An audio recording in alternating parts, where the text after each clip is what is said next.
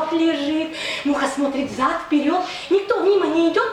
Муха лихо приседает, кошелечек поднимает, открывает прямо тут. Видит, в кошельке валюта. И решила наша муха, если ж нынче мне везуха, надо ехать на базар, поверить, купить себе товар. Нынче ж муха-цикатуха именинница.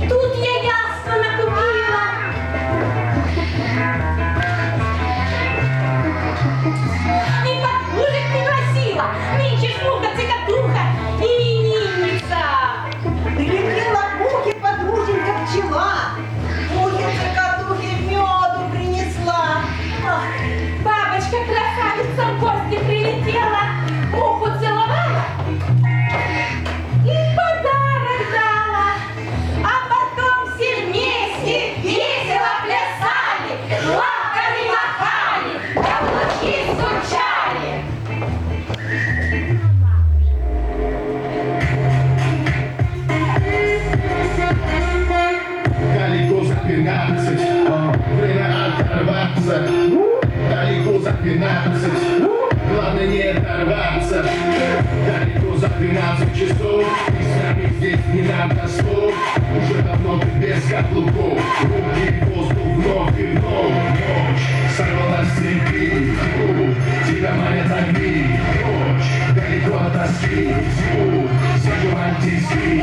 Но не с нами против меня грех, дорожным темпом зал разогрет. Наша тусовка сам цвет, что скажешь? Базар нет.